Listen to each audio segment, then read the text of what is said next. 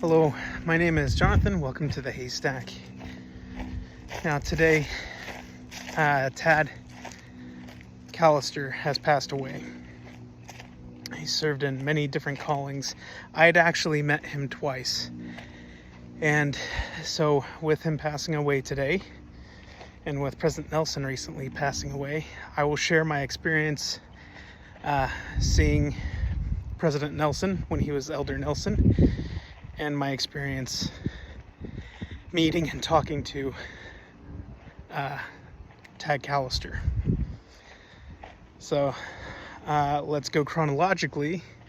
Go with Elder Nelson. I had just received my mission call. He came down to the Felicita building in Escondido South Stake, California. I was told that a general authority would be coming.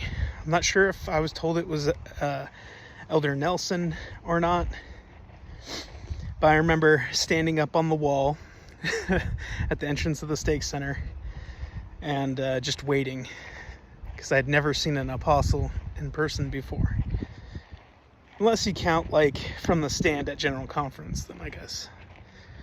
But I waited, saw lots of cars coming. There's one car in particular that came in, and I pointed out and I said, "There he is, that's him." I had no idea. I just was impulsively saying that, and it was him. He pulled up. They actually parked right dead center in front of me. And so I jumped down off the wall and smiled at him, and he got out of the back seat, looks up at me, smiles and waves. And I do this kind of like smile and head nod thing. I don't want to bother him, right? He gets the stuff out of the trunk and he keeps looking back at me, and I see my mom's not feeling very well. She's coming out of the church building, and so another sister's taking her over to the vehicle. So I see her, I'm like, oh, I should probably go help my mom, because she's not feeling well.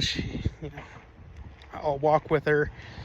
So I go and do that, and I was looking so forward to shaking his hand, and I kept looking back at him, and he kept looking at me, and I was like, Mom, it's Elder Nelson. And she's like, well, go say hi. I'm like, I can't, I'm with you. Like, what? Like, I'm helping you. I can't just leave and go do that. That's selfish.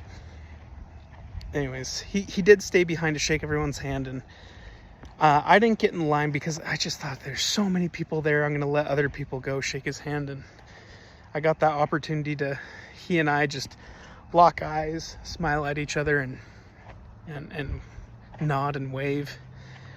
So to me, that was good. That was enough.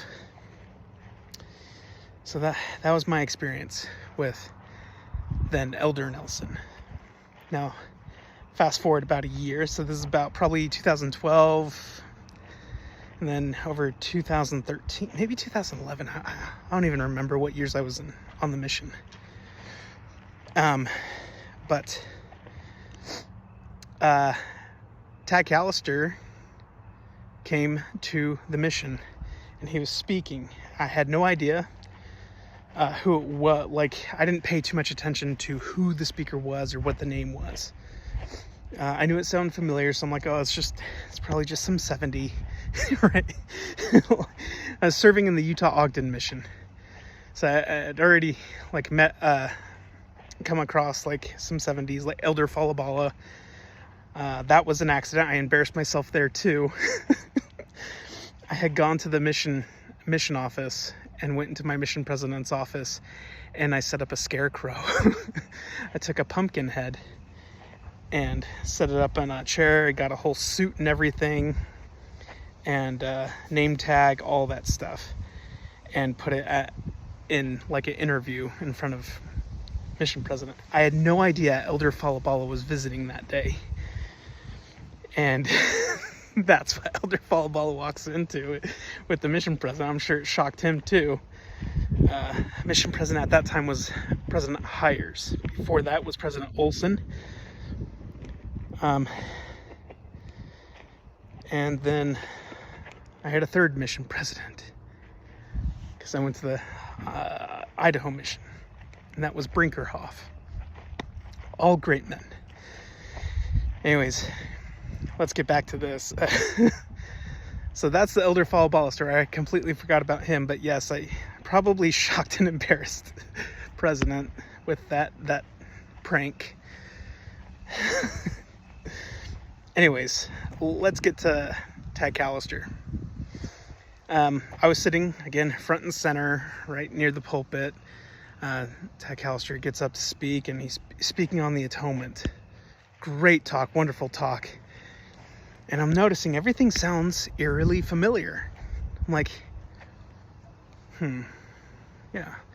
But nobody's answering questions. When he opens up to audience, he asks a question. Nobody's raising their hand, so I figured I'll raise my hand. I know the answer to this. I read it in Infinite Atonement. Like, I answer. And then after a while, I'm kind of like, this guy didn't even prepare for his talk. He even turned to an elder next to me. I'm like, this guy didn't even prepare for his talk. He's just quoting Infinite Atonement. It's like, anybody could do that. And the elder looks at me. He's like, Elder, he wrote the book. I'm like, what? I look over at him, and he's now sitting, not on the pulpit anymore. He's now sitting at the stand, and he's just looking at me smiling. Now, it's likely he heard me, because we're right there, and I was being kind of pompous. I was like, man, this guy didn't prepare anything. He's just quoting a book. Quoting a book I could even quote, because I've read that book 1,000 times. You know, before and during the mission. During the mission? I'm wondering if I did during the mission. It was pretty early on in the mission, so I probably didn't have enough time to complete it during that period. But it's a book I was familiar with.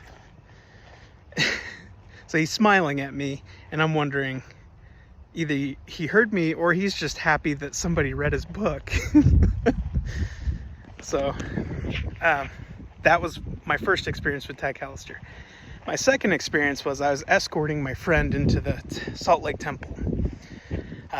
He's my best friend growing up.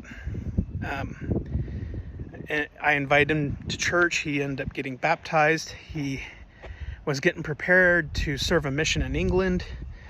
But at the time, he was going to school in Salt Lake. At the time, I was living in Pleasant Grove, Utah. And I was an Elders Quorum president for my ward.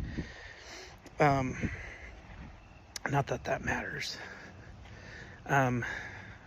So he called me up and asked if I would escort him through the temple for him to receive his endowments. And I'm like, yeah! I'm like, are you ready? Are you ready? And if you haven't gone into the Salt Lake Temple and done an endowment there, or sealing or anything like that, go do it. Go do it. It's a different experience. It's wonderful. Anyways, I did that. I was escorting him. I had my little escort tag. And I see this guy. He looks super familiar. And I'm wondering, is he a stake president that I've worked with in the past? No. Maybe he's from Southern California. Maybe I know him from there. But then on my mission, I covered many stakes at a single time. So me and my companion, my first area, for example, we covered 4 stakes.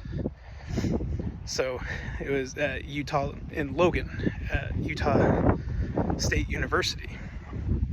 And so we didn't get to know the ward mission leaders so much as we got to know the stake presidents and the high councilmen. So I'm like wondering, oh, he must have been one of the stake presidents, I just can't remember. And so I go up to him, I'm like, excuse me, how do we know each other? You look very familiar, I just can't place you. Are you a stake president somewhere in Utah or maybe from California? He's like, I'm Tad Callister. I'm like, oh, sorry to bother you. I just walk away. I just beat it. From embarrassing myself. So that was the second time I embarrassed myself in front of him. And then I put it together. I'm like, oh, crud. He's the same guy I embarrassed myself in front of with the Infinite Atonement talk. So that was funny. Anyways, in honor of Tad Callister passing away, and I knew his health was deteriorating, but glad he gets some rest. Like there's a changing of the guard going on. I'm sure we'll see a lot more passings very, very soon. But yeah, that was my experience meeting a couple general authorities. I do have one more where I got to ask a question to Elder Betnar as a missionary. And I think I've talked about that a few times. He talked about the how revelation is received among prophets. He went into depth about the preparation of a prophet, and then how the church actually functions. And when I first asked my question, he looked back at the 70, I forget, it's like Elder Clark or Colton, I can't remember, and says, why don't you take this one? And the guy answers, the 70 answers, but with something that was like, had nothing to do with what I asked. So I'm just like, that was weird. So Elder Betnar gets up. He said, Elder, did that answer your question? I said, nope. And I surprised myself. I was like, I meant to just be agreeable and say yes. And mind you, when we first came into this conference, Elder Betnar would not stop looking at me the entire time. And I think it was because I was towards the end of my mission. I was up in Idaho Falls. And I'm wearing a very old suit from the 1990s. It's kind of brown. And so I probably look like a sore thumb, sticking out, where everybody else is super sharp, pristine, nice, perfect, real sharp clothing. I mean, my clothing was clean. It was just old. And I was a little bit older of a missionary too. So, and he prefaced his Q&A with, look, if I don't call on you, it's not because I looked into your soul. It's not because I saw you were a big sinner or anything. Don't ask me about the sword of Laban. Don't ask me stupid questions. Don't ask me questions.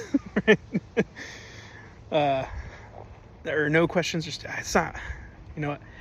Scratch that last part. But he prefaced it with that. And I happened to be sitting at an angle, and we were told as zone leaders, our mission president Brinkerhoff at the time, he's telling us to come prepared, fasting, prayer, and zone leaders, please have 2 questions prepared. I had 2 questions prepared. When I got up and asked my question, I did not ask either of those questions I had prepared. I surprised myself and asked this very long question about receiving revelation among the 12, and then how that is then carried out within the church. And then when he asked me to say it again after the 70, after I said no, the 70 didn't answer, he said, may I hear it again, please? And I'm like, I don't know. That wasn't even my question to begin with. And then I restate the question with perfect clarity, which surprised me. I was like, oh. So then he's like, well, let me see if I can answer. And then he proceeds to tell everything that I had just talked about. Callings of prophets, preparation of the prophets, and how they receive revelation, how that all begins even as a 70, It begins with every calling leading up to that. It begins with their life and the experiences that they have. This goes a lot to something I wrote before my mission,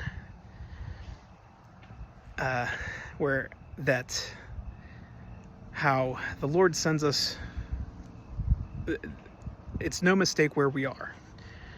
So where we are all of our experiences, our knowledge, everything helps shape and mold us into the keys that unlock the hearts of those people around us. We just got to turn those keys. And so what Elder Betnar talked on about experiences prepare people. specifically he was speaking about prophets, but I think this applies to everyone. It resonated with me with that thing I had talked about previously, being shaped to unlock the hearts of those people around us. Anyways, that is my experience getting to know them.